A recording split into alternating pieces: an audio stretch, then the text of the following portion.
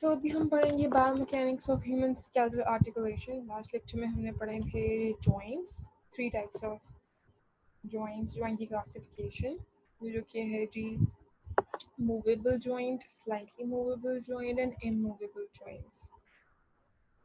ठीक है, अभी हमने उनके साइंटिफिक नेम्स देखे थे। इमूवेबल जॉइंट्स में आते हैं सुचर्स वगैरह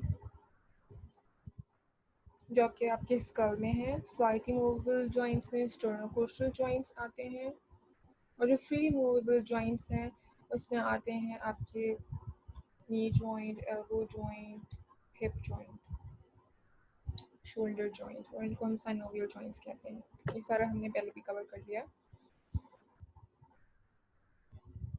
फिर हमने क्लासिफिकेशन ऑफ जॉइंट्स पढ़ी थी कि उसमें सिनोवियल जॉइंट की आगे से फर्दर फ्री मूवेबल जॉइंट्स की आगे क्लासिफिकेशन है। ग्लाइडिंग होते हैं, हिंज होते हैं, पिवट होते हैं, कॉन्ड्रोलॉइड होते हैं, सेटल होते हैं, बल्ब्स होते हैं। ये सब की मैंने आपको एग्जांपल्स के साथ सारा लास्ट लेक्चर में बता दिया था।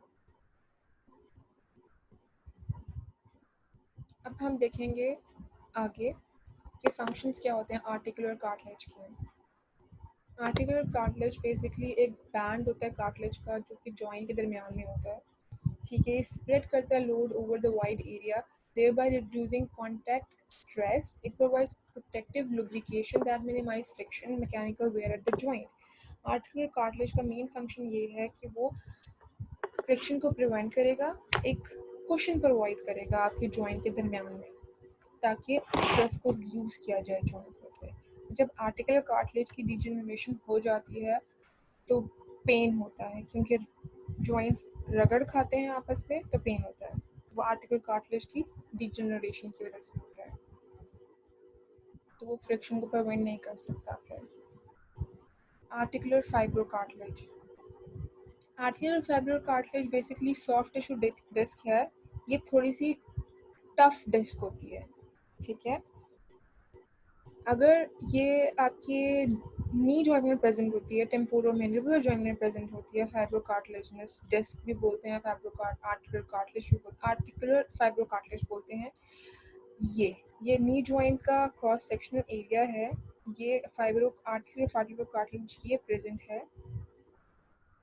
इसको अगर ये पूरा आर्टिकुलर फाइब्रोकार्टिलेज है, ये सारा, ये और ये, और हम इसको मेनिस्काई भी बोलते हैं, आर्टिकुलर फाइब्रो कार्टिलेज भी बोलते हैं, या सॉफ्ट टिश्यू डिस्क, और ये बड़ी टफ सी होती है।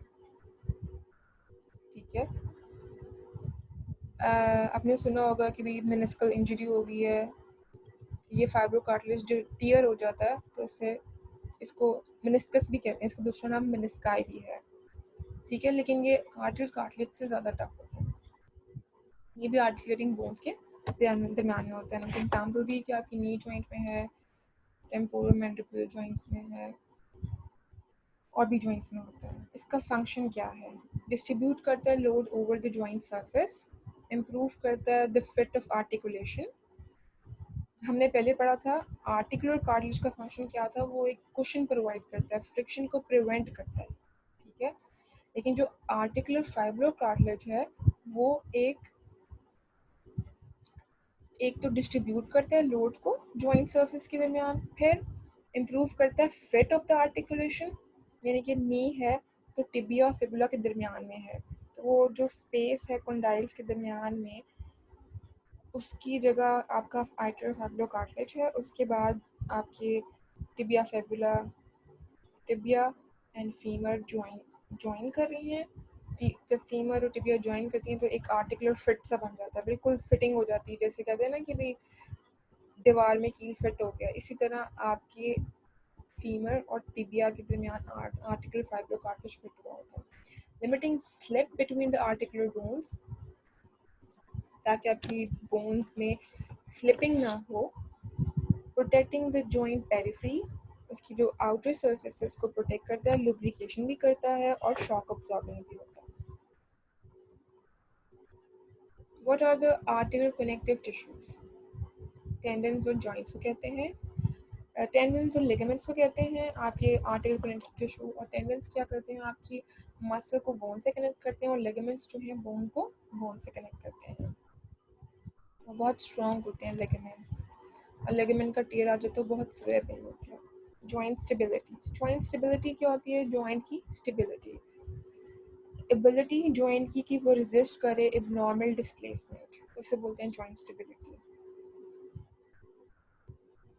जॉइंट स्टेबिलिटी इंक्रीज, कौन से फैक्टर्स हैं जो जॉइंट स्टेबिलिटी को इंक्रीज करते हैं?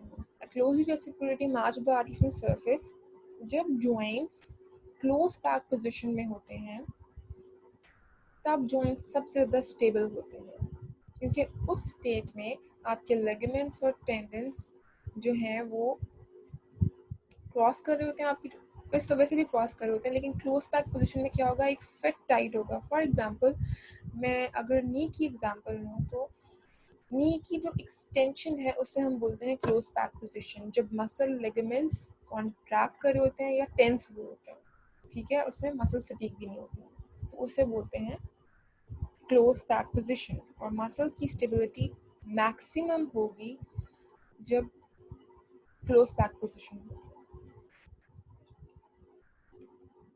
Open pack position knee joint की क्या होगी? जब मैं नी की फ्लेक्शन करूँगी। आगे देखते हैं जॉइंट फ्लेक्सिबिलिटी। फ्लेक्सिबिलिटी क्या होता है? जितना जॉइंट फ्लेक्सिबल है। फॉर एग्जांपल, मैं हिप की बात करूँ तो मेरा हिप फ्लेक्सिबल है, I can do flexion, I can do extension, I can do abduction, adduction, circumduction. Same is the case with my knee joint. I can perform flexion, I can perform extension. ये joint की flexibility है, लेकिन अगर कोई बंदा जिसका fracture है या मसल स्ट्रेन है तो उसकी जॉइंट में फ्लेक्सिबिलिटी नहीं होगी। जैसे जैसे ओल्ड एज आती जाती है तो उसमें भी जॉइंट फ्लेक्सिबिलिटी कम हो जाती है।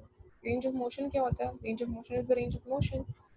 If I can perform abduction, this is the range of motion. I can perform adduction, if I can perform flexion, extension, any motion or range of motion is.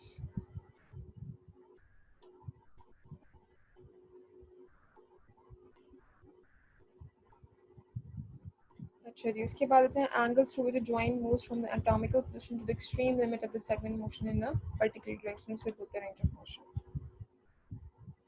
Joint flexibility, range of motion is measured directionally from anatomical position. Joint flexibility क्या होती है? जितना कितना के joint flexible है, हर एक के joint different तरीके से फ्लेक्सिबल होते हैं। अगर आपके मसल टाइट हैं तो आपके जॉइंट तो फ्लेक्सिबल नहीं होंगे। आपकी अगर मसल फ्लेक्सिबिलिटी ज़्यादा है, आपके मसल स्ट्रेच हो सकते हैं, तो आपकी जॉइंट फ्लेक्सिबिलिटी भी ज़्यादा होगी। Technique of increasing joint flexibility, different techniques हैं इंक्रीज करने के लिए जॉइंट फ्लेक्सिबिलिटी को। पैसिव स्ट्रेचिंग है, होल्ड रिलैक्स मेथड है, कॉन्ट्रैक्ट रिलैक्स मेथड है, डिफरेंट मेथड्स हैं।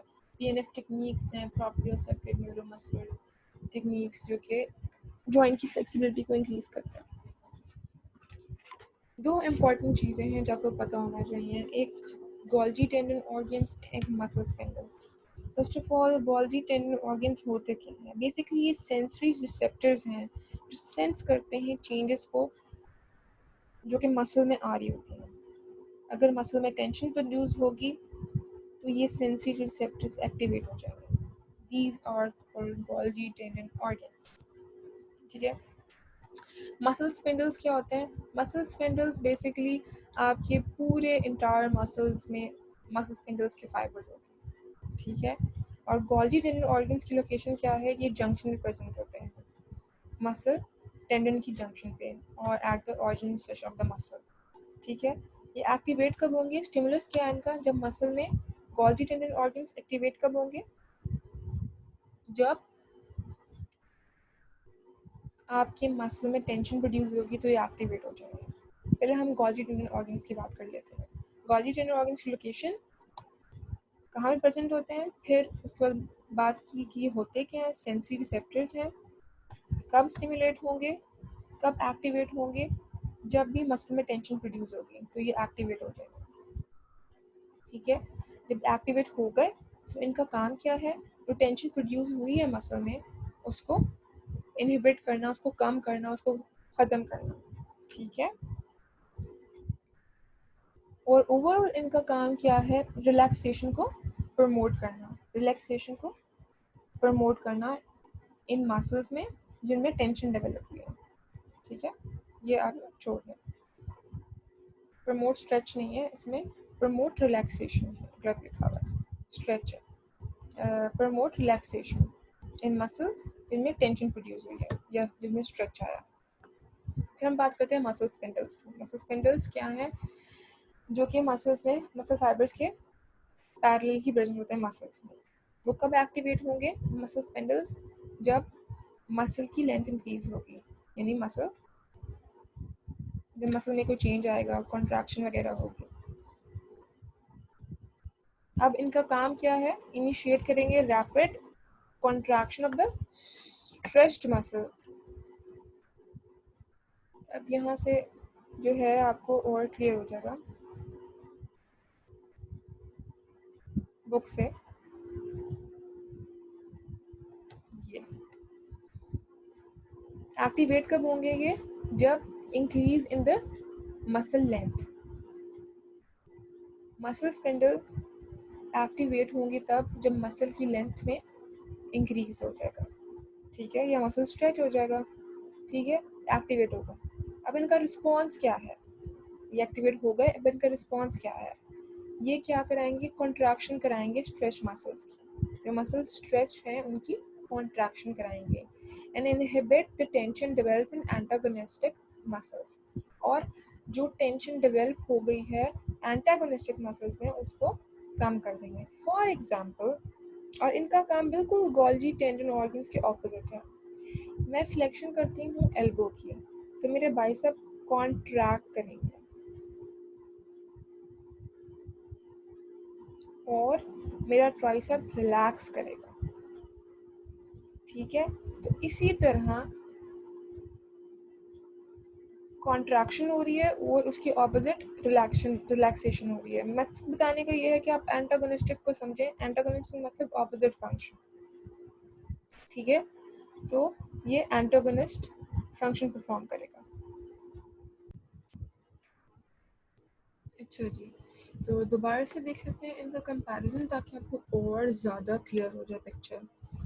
तो गोल्जी टेंडन ऑर्गन्स और मसल स्पिनल का हम कंपैरिजन देख रहे थे कि ये होते कहाँ पर हैं, इनका स्टिमुलस क्या है, उनका रिस्पॉन्स क्या है और ओवरऑल इनका इफेक्ट क्या है, ठीक है। तो गोल्जी टेंडन ऑर्गन्स जो हैं बेसिकली सेंसरी रिसेप्टर्स हैं जो सेंस करेंगे change in muscle tension.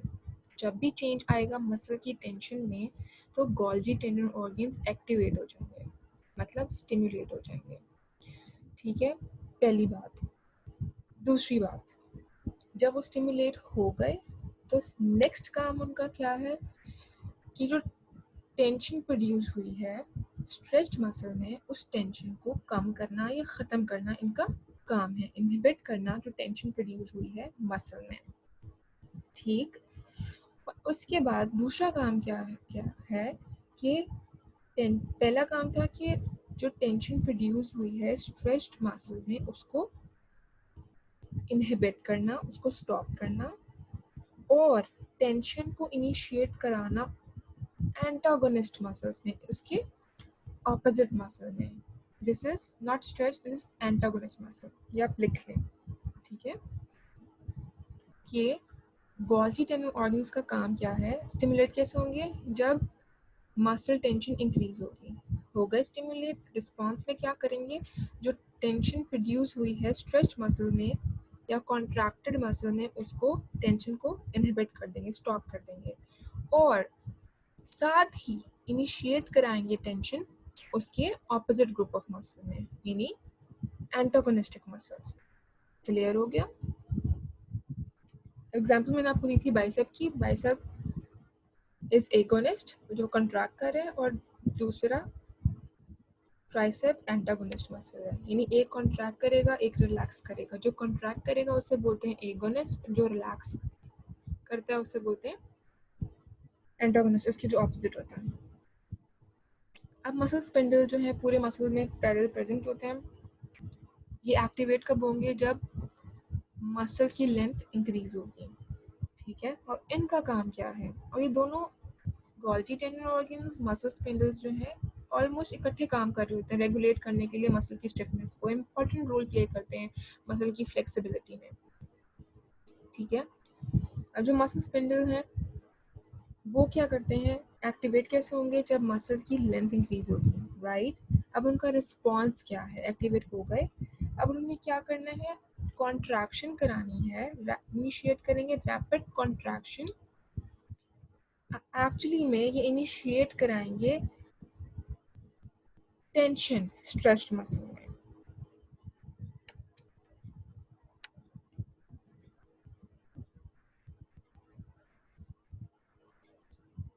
Initiate कराएंगे कॉन्ट्रैक्शन स्ट्रेच मसल में, इसकी ऑपोजिट इसका काम है, जो इसका काम है इसके ऑपोजिट इसका काम है।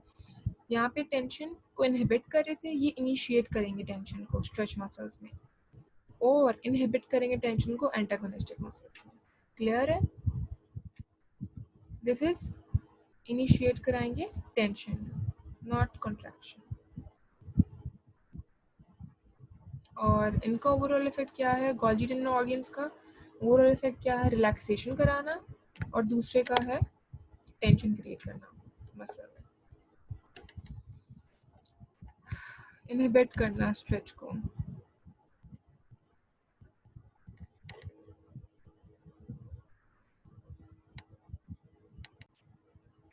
अब आगे देखते हैं टेक्निक्स क्या हैं जॉइंट की स्टेबिलिटी की, फ्लेक्सिबिलिटी की। एक्टिव स्ट्रेचिंग या passive stretching. Active stretching basically जो कंसेप्ट है एक्टिव स्ट्रेचिंग का वो ये है कि जब पेशेंट खुद से एक्टिवली परफॉर्म करेगा कोई एक्सरसाइज या एक्टिवली अपने मसल्स को स्ट्रेच करेगा तो हम उसको बोलते हैं एक्टिव स्ट्रेचिंग। और पैसिव स्ट्रेचिंग वो होती है जिसमें फिजिकल थेरेपिस्ट खुद एक्सरसाइज करा के स्ट्रेच करा रहा होता है muscle. That is basically the concept of active and passive stretching. ठीक है, और फिर एक्टिव स्ट्रेचिंग में होता है क्या, active development of tension the antagonistic muscle. Passive stretching में produced by the force other than the tension the antagonistic muscle, यानी कि हम फोर्स लगा के खुद करा रहे होते हैं, एक्टिवली पेशेंट खुद कर रहा होता है। अब दो तरह की टेक्निक्स हैं जॉइंट की फ्लेक्सिबिलिटी को इंक्रीज करने के लिए, एक ballistic स्ट्रेचिंग और स्टैटिक स्ट्रेचिंग। ballistic स्ट्रेचिंग क्या होता है, series of quick bouncing type stretching होती है, बहुत तेज तेज हो रही होती है, जैसे bouncing off the ball, basketball heart heart. और स्टैटिक स्ट्रेचिंग क्या होती है, बहुत ही स्लो कंट्रोल और सस्टेन स्ट्रेच होता है अराउंड 30 सेकेंड के लिए। स्टैटिक मतलब स्टिल स्ट्रेच। डिफरेंट टेक्निक्स है जॉइंट की फ्लेक्सिबिलिटी को इंक्रीज करने के लिए। बेसिकली हम पढ़ेंगे PNF techniques, proprioceptive neuromuscular facilitation. ये स्ट्रेचिंग प्रोसीजर्स है जो कि इन्वॉल्व करता है contraction, alternate contraction relaxation of muscle being stretched, यानी एक muscle group of muscle contract करेगा तो दूसरा रिलैक्स करेगा। ये PNF टेक्निक्स होती है। PNF टेक्निक्स में आगे आपकी 3 टाइप्स ऑफ PNF टेक्निक्स हैं जो कि आपकी बुक में मेंशन है। अच्छा जी, अब PNF टेक्निक्स जो हैं हम वो देखने लगे हैं। पहले जो हम देखेंगे contract relax and hold relax procedure है। ठीक है, अब हम देखना है कि परफॉर्म कैसे करना है। पहले हम बात करते हैं कॉन्ट्रैक्ट रिलैक्स अप्रोच की। कॉन्ट्रैक्ट रिलैक्स अप्रोच और होल्ड रिलैक्स अप्रोच में ये है कि एक में कॉन्ट्रैक्ट करेंगे मसल और फिर रिलैक्स करेंगे होल्ड, और जो दूसरी वाली है होल्ड रिलैक्स में उसमें होल्ड करा देंगे मसल को और फिर रिलैक्स करेंगे। ठीक है, अब एग्जाम्पल से आपको समझाते हैं। कॉन्ट्रैक्ट रिलैक्स में आपने क्या करना है, कॉन्ट्रैक्शन करानी है हैमस्ट्रिंग की, इज आइसोटोनिक। पहले पता होना चाहिए कि आइसोटोनिक क्या होता है, और ये पता होना चाहिए कि हैमस्ट्रिंग की जब कॉन्ट्रैक्शन होगी तो क्या होगा।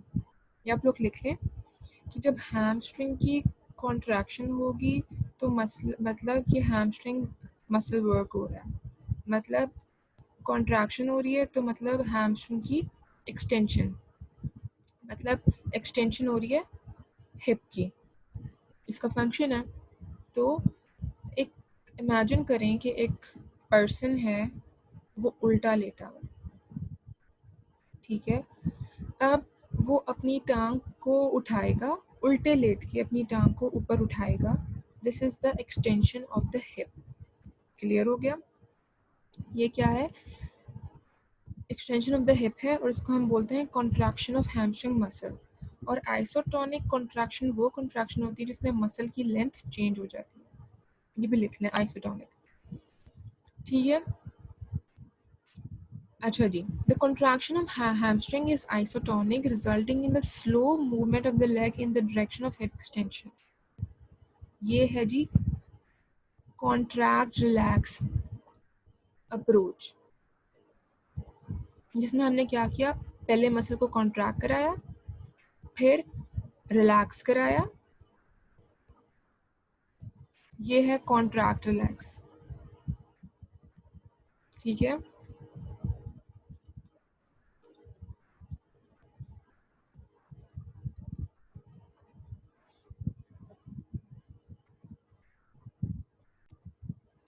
अच्छा। जब पेशेंट उल्टा लेटा हुआ है, वो अपनी लेग को एक्सटेंड कर रहा है, यानी हैमस्ट्रिंग की कॉन्ट्रैक्शन कर रहा है, तो वो अपनी टांग उठाएगा और फिजिकल थेरेपिस्ट जो है अपने हाथ से उसको अप्लाई करेगा पैसिव स्ट्रेच, हैमस्ट्रिंग की पैसिव स्ट्रेच अप्लाई करेगा।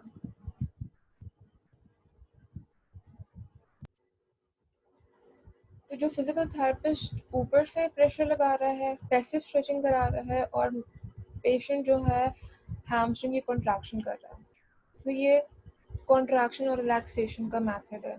तो ज़्यादा क्लियर आपको तब होगा जब फिजिकली आपको कोई पेशेंट को लटा के बताएगा प्रोसीजर। इस तरह आप पिक्चर्स देख लें तो आपको बहुत ज़्यादा क्लियर हो जाएगा। अब मैं आपको कोई इजी एग्जांपल दे देती हूँ। फॉर एग्जांपल मुझे एल्बो की फ्लेक्शन करानी है। ठीक है, मैं कोई भी एग्जांपल, फॉर एग्जांपल एल्बो की फ्लेक्शन करानी है। पेशेंट को मैं कहूँगी कॉन्ट्रैक्ट रिलैक्स मेथड में, पेशेंट को बोलूँगी कि वो एल्बो की फ्लेक्शन करे, ठीक है, और मैं एल्बो की एक्सटेंशन कराऊँ, ऑपोजिट कराऊँ। तो मसल कॉन्ट्रैक्ट करेगा और मैं उसके ऑपोजिट काम कर रही हूँ, और फिर मैं छोड़ दूँगी तो वो मसल रिलैक्स करेगा। असल में पहले तो पता होना चाहिए आपको आइसोटोनिक और आइसोमेट्रिक का डिफरेंस, फिर आपको मसल का फंक्शन पता होना चाहिए, फिर ये बातें आपको समझ आएंगी। आइसोटोनिक कॉन्ट्रैक्शन और आइसोमेट्रिक कॉन्ट्रैक्शन वो कॉन्ट्रैक्शन हैं जिसमें आइसोटोनिक में मसल की लेंथ चेंज हो जाती है और आइसोमेट्रिक में मसल की लेंथ चेंज नहीं होती।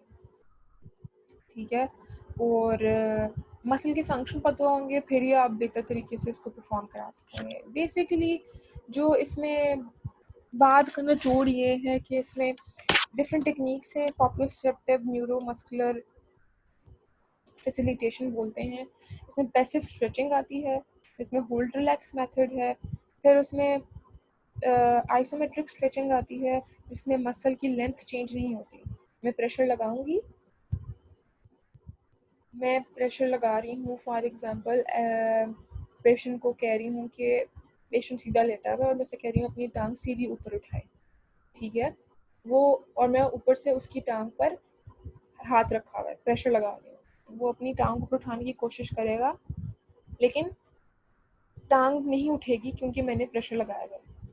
तो ये एग्जांपल है आइसोमेट्रिक स्ट्रेचिंग की, कि मसल कॉन्ट्रैक्ट कर रहा है लेकिन मूवमेंट या मसल की लेंथ में चेंज नहीं हो रहा।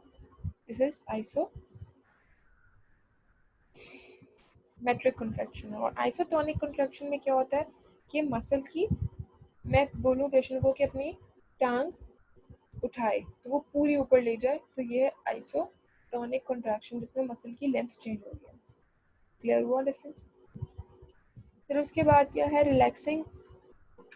तीसरा क्या है, जो relaxing the stretch and then stretching again, ये तीसरा मेथड। एक पैसिव स्ट्रेचिंग, इसमें होल्ड रिलैक्स होता है, फिर contracting the muscle without moving, isometric contraction, फिर contracting the muscle with moving, This is isotonic contraction. दूसरा relaxing the stretch and then stretching again. This is the third method. 3 method है ये PNF के। इसके बाद है जी osteoarthritis। ये different techniques हैं बेसिकली जॉइंट की फ्लेक्सिबिलिटी को इंक्रीज करने के लिए। फिर इसके बाद हमारा नेक्स्ट टॉपिक है osteoarthritis and rheumatoid arthritis। अच्छा जी, अब आर्थराइटिस दो तरह के होते हैं, एक ऑस्टियोआर्थराइटिस, एक रूमेटॉइड आर्थराइटिस। जो रूमेटॉइड आर्थराइटिस वो आर्थराइटिस है जिसमें बॉडी का इम्यून सिस्टम खुद ही ऑटो इम्यून सिस्टम आपके जॉइंट्स को अटैक कर देता है। और ऑस्टियोआर्थराइटिस क्या है, basically wear and tear of joint को बोलते हैं, जिसमें डीजेनरेटिव चेंजेस आ जाते हैं जॉइंट में, आर्टरियल कार्टिलेज की डिजेनरेशन हो जाती है, pain, swelling, range of motion restriction, stiffness. ठीक है, बहुत सारे कॉल्स होते हैं इसके, अननोन होते हैं, बेसिकली एज के साथ वेयर एंड टेयर हो जाती है, बंदा बुढ़ा हो जाता है, सारी चीज़ें हो जाती हैं बेसिकली। तो अब हम देख लेते हैं कि ये रूमेटॉइड आर्थराइटिस और इसमें डिफरेंस क्या है और ये कौन कौन से जॉइंट्स को अफेक्ट करता है। तो बेसिकली रूमेटॉइड आर्थराइटिस जो है वो आपके मेटाकार्पोफिलेंजियल जॉइंट्स में मोस्ट कॉमन होता है और प्रॉक्सिमल इंटरफिलेंजियल जॉइंट्स में। ठीक है, लेकिन ऑस्टियोआर्थराइटिस जो है बेसिकली डिस्टल इंटरफिलेंजियल जॉइंट्स में और कार्पोमेटाकार्पल जॉइंट्स में फ्रीक्वेंटली होता है। ठीक है, ये प्राइमरी जॉइंट्स है जिनको ये अफेक्ट करता है। फिर उसके बाद जो आपकी रूमेटॉइड आर्थराइटिस में ना मॉर्निंग स्टिफनेस होगी, ये टिपिकल साइन है डिफरेंस बिटवीन द, आपसे कोई पूछ ले कि रूमेटॉइड और ऑस्टियोआर्थराइटिस में मेनली क्या डिफरेंस है, तो आप बोलोगे कि रूमेटॉइड आर्थराइटिस में मॉर्निंग स्टिफनेस होती है, जब सुबह उठते हैं तो आपके जॉइंट ऐसे अकड़े जकड़े हुए होते हैं, मूव नहीं कर रहे होते, और फिर थोड़ी देर बाद जो है वो मूव करना शुरू हो जाते हैं। एक टिपिकल डिफरेंस है between rheumatoid arthritis and osteoarthritis. इसके बाद क्या है जी, आपके जो हैं ये बेसिकली रूमेटॉइड आर्थराइटिस जो हैं वो आपके मेटाकार्पोफिलेंजियल प्रॉक्सिमल इंटरफेरेंशियल जॉइंट्स को अफेक्ट करता है और ऑस्टियो जो डिस्टल इंटरफेरेंशियल जॉइंट्स को। और बेसिकली इसमें जॉइंट कैरेक्टरिस्टिक्स जो होते हैं रूमेटॉइड में सॉफ्ट, वार्म और टेंडर होते हैं, और ऑस्टियोआर्थराइटिस में जॉइंट्स जो आपके हार्ड वगैरह होते हैं। और रूमेटॉइड आर्थराइटिस में डिफरेंस ये भी था कि बॉडी का इम्यून सिस्टम अटैक करेगा जॉइंट पर, और उसमें क्या होगा, wear and tear with the age, degeneration of arterial cartilage etcetera. और फिर एक इम्पॉर्टेंट बात ये थी कि रूमेटॉइड आर्थराइटिस में मॉर्निंग स्टिफनेस होती है। और this is all for today.